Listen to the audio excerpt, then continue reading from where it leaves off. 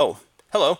I just did this whole problem and didn't have the recording going. So I guess I'll do it again. Notice that similar question is available, and this is going to be actually the third time I've done this problem, and it's still available. So notice that we are going to look at the problem. We've got a data set here, and we are to determine the least squares regression line, then graph the least squares regression line on the scatter diagram. So this little guy here, I'm going to click and notice I can open that in StatCrunch. This is a really useful piece of software. It just runs in your browser. You don't need any special software. And I've selected the data we're interested in, which is required. I'm going to graph the scatter plot first. The x variable is the explanatory variable. The y variable is the response variable. And we compute. There is the scatter plot. So notice that we have a definite increasing trend as you read left to right.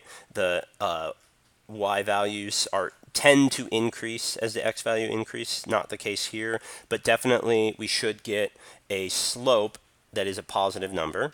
So I'm going to hide this, and notice it jumps down here. You click there, jumps back up.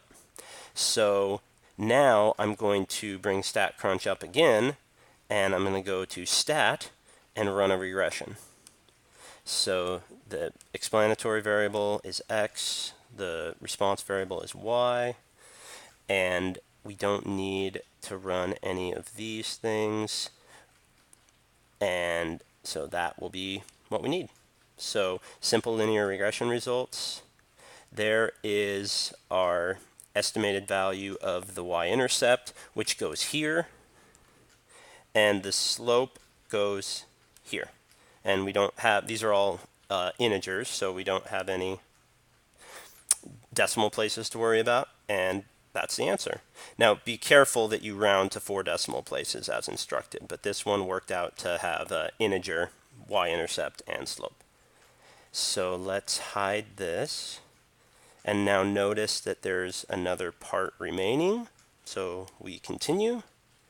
Then we must choose the correct graph below. So let's look and see if we can eliminate any answer choices. Always a good strategy with multiple choice. So that's clearly not correct, and that's clearly not correct. Stop the video for a moment and ask yourself why that makes sense.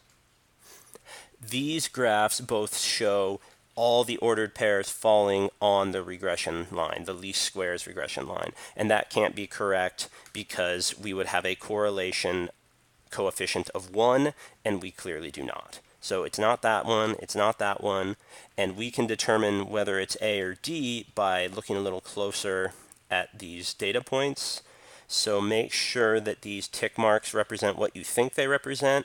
1, 2, 3, 4, 5, 6, 7, 8, 9, 10, 11. Each tick mark represents one unit. So when x equals 5, y equals 1, 2, 3, 4, 5, 6, 7, 8. And these also represent one tick mark, but you should verify that.